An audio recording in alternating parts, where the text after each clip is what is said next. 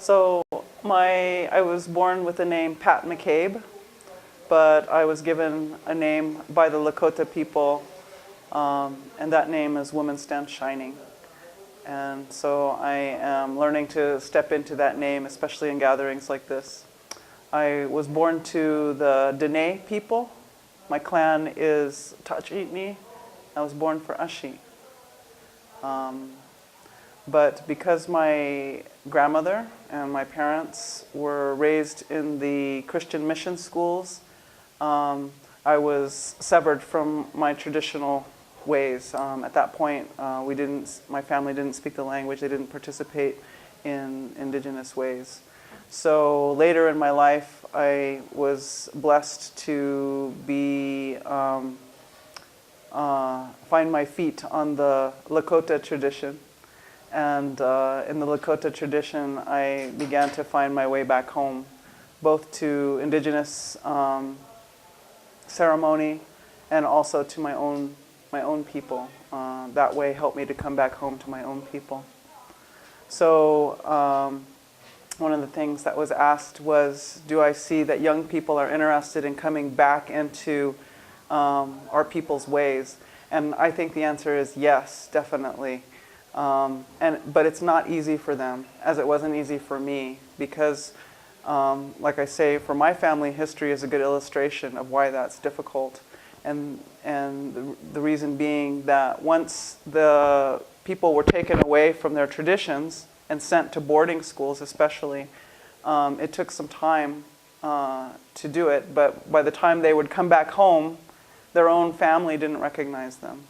They spoke differently. They dressed differently. They talked about different things. They had different ideas. And so it was as though they were foreigners in their own home. And so the people who held the traditional knowledge found it very difficult to open up sometimes to even their own children and grandchildren because they were so foreign.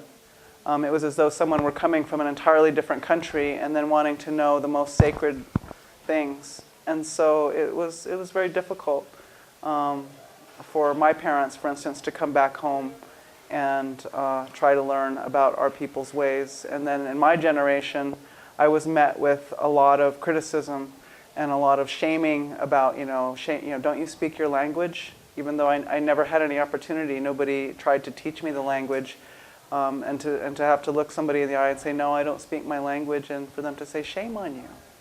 Shame on you. And so I took that shame on and I said, I don't have a home.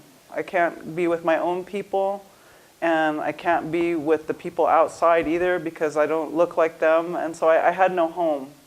And so it was very difficult. And so the way I see it now is that young people also are very interested in finding their way back to traditional culture.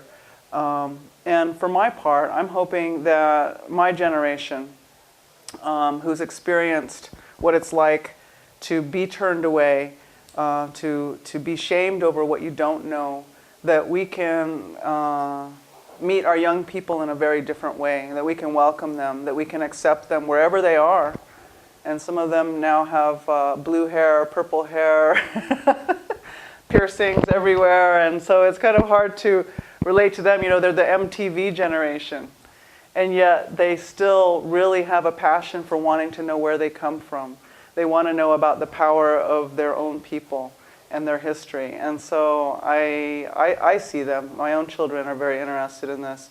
And I hope that, we can meet them, that we can really meet them with an open heart and accept them from where they are and take them into ourselves, teach them some manners and some protocol, and so that they can then approach the elders that are still living. We're losing our elders every day, but I hope that the young people can then come and approach their elders in a good way so that their elders can give them the truth of who they are. I think, let's see, the common elements are just a love of who you are, a great pride in what you do and how you do it, and wanting to be able to express that to somebody else. For the earth, exactly, acknowledging earth as mother, It seems, and I have to say I'm quite ignorant, so I'm only about what I'm observing since I've been in India, my first time to India, that you have many ways, many different entities that help you to understand your relationship with a great spirit maybe, and also with the earth. Different deities, different elements that you acknowledge, and that's very similar to my people. And so I feel very at home with the way that you express yourself. And I'm sure there's lots of, as I understand it, there are lots of different, quote, religions here represented, but that's my overall feeling, is it feels very comfortable to me here. Yeah, and the singing. Beautiful singing, and that joy in singing and being able to express your faith in that way, yes. Well, I want to say that one of the reasons I wanted to come to this conference, and the reason that I come to a lot of different conferences, is because I feel that in the Lakota tradition, which is a way that I was taken in by when I didn't have a way, and so I have a lot of gratitude to the Lakota people for their willingness to open that way. And in that way, I've been led to be able to share something very powerful from that tradition, to be able to bring it to other places, to be able to pray, and to be able to have that connection with other indigenous peoples, and hope that I can bring something that will help the people here, and also that I can learn and receive from the people that I'm visiting. And I guess that's how I see that exchange. You know, it helps me to be able to make it sort of a more equal exchange, to be able to be here, and I feel very honored that way. So I think the message, if I could stand and give a message, my message would be to somehow, some way, to heal whatever has broken your heart.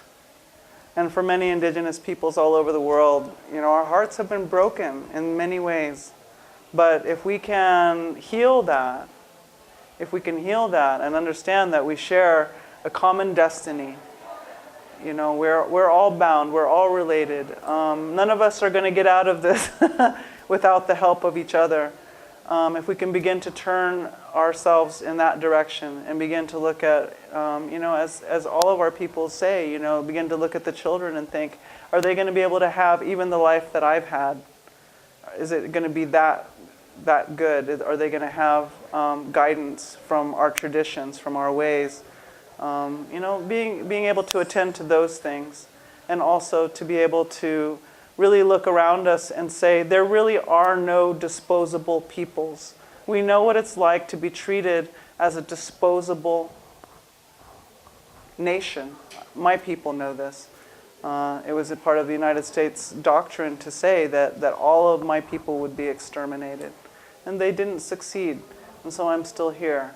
So now, as we come into our power and our time on this earth, which I believe we are, indigenous peoples are, you know, when we look at the people who have completely lost their traditions in this conference, are people who say flat out, my tradition is gone, and I'm trying to recreate or you know, put it back together.